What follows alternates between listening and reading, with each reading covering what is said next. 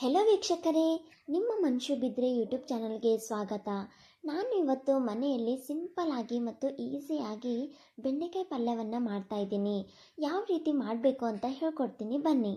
ಮೊದಲಿಗೆ ನಾನು ಚಿಕ್ಕದಾಗಿ ಬೆಂಡೆಕಾಯಿಗಳನ್ನು ಕಟ್ ಮಾಡ್ಕೊಂಡಿದ್ದೀನಿ.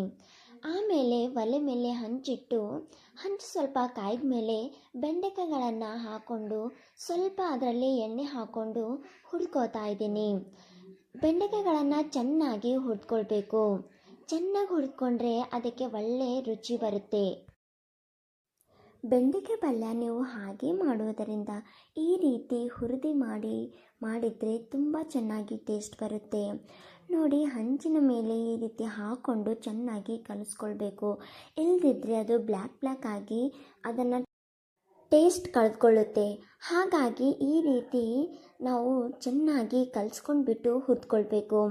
ನೋಡಿ, ನಾನು ಇವಾಗ ಬೆಂಡೆಕಾಯಿಗಳನ್ನು ಒಂದು ಪ್ಲೇಟ್ಗೆ ಹಾಕ್ಕೊಂಡ್ಬಿಟ್ಟಿದ್ದೀನಿ.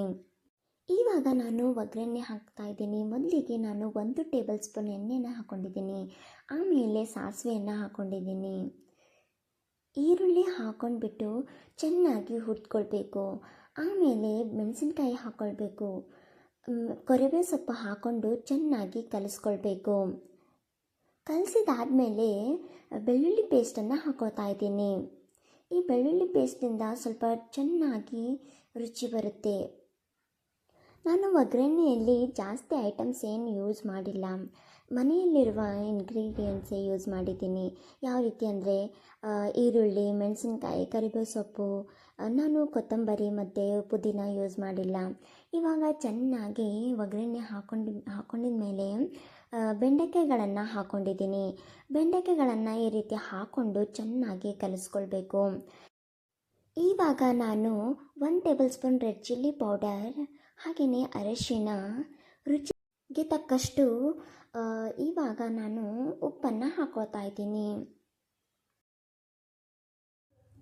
ಇವಾಗ ಚೆನ್ನಾಗಿ ಕಲಿಸ್ಕೊಳ್ಬೇಕು. ನಾವು ಒಂದು ವೇಳೆ ಈ ರೀತಿ ಕಲಿಸದಿದ್ದರೆ ರೆಡ್ ಚಿಲ್ಲಿ ಪೌಡರ್ ಏನಾಗುತ್ತೆ ಅಂದರೆ ಕೆಳಗೆ ಅಂಟ್ಕೊಂಡು ಬ್ಲ್ಯಾಕ್ ಆಗಿ ಅದರ ಟೇಸ್ಟ್ ಕಳೆದುಕೊಳ್ಳುತ್ತೆ. ಹಾಗಾಗಿ ನಾವು ಚೆನ್ನಾಗಿ ಕಲಿಸ್ಕೊಳ್ಬೇಕು. ಇದರಲ್ಲಿ ನಾನು ಸ್ವಲ್ಪ ಒಂದು ಚಾಯ್ ಕುಡಿಯೋ ಕೋಪ್ ಇರುತ್ತೆ ಅಲ್ವಾ, ಆ ಕೋಪಿನಿಂದ 1 ಗ್ಲಾಸನ್ನು ನೀರು ಹಾಕೋತಾ ಇದ್ದೀನಿ.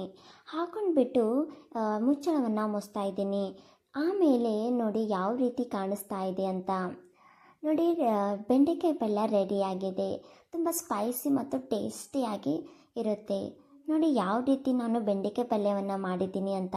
ನಿಮಗೂ ಕೂಡ ಊಟ ಮಾಡಬೇಕು ಅನ್ನಿಸ್ತಾ ಇದೆಯಲ್ವಾ? ನೋಡಿ ಯಾವ ರೀತಿ ಫೈನಲಿ ಬೆಂಡೆಕಾಯಿ ಪಲ್ಯ ರೆಡಿಯಾಗಿದೆ ಅಂತ.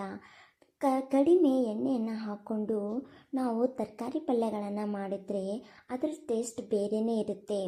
ನಾವು ಹೆಚ್ಚಿಗೆ ಎಣ್ಣೆ ಊಟ ಮಾಡಿದರೆ ಅದರಿಂದ ಹೆಲ್ತನ್ನು ಹಾಳು ಮಾಡ್ಕೊಳ್ಬೇಕಾಗುತ್ತೆ. ಹಾಗೆ ಕಡಿಮೆ ಎಣ್ಣೆ ಹಾಕ್ಕೊಂಡ್ಬಿಟ್ಟು ನೋಡಿ ಯಾವ ರೀತಿ ನಾನು ಬೆಂಡೆಕಾಯಿ ಪಲ್ಯವನ್ನು ಪ್ರಿಪೇರ್ ಮಾಡಿದ್ದೀನಿ ಅಂತ.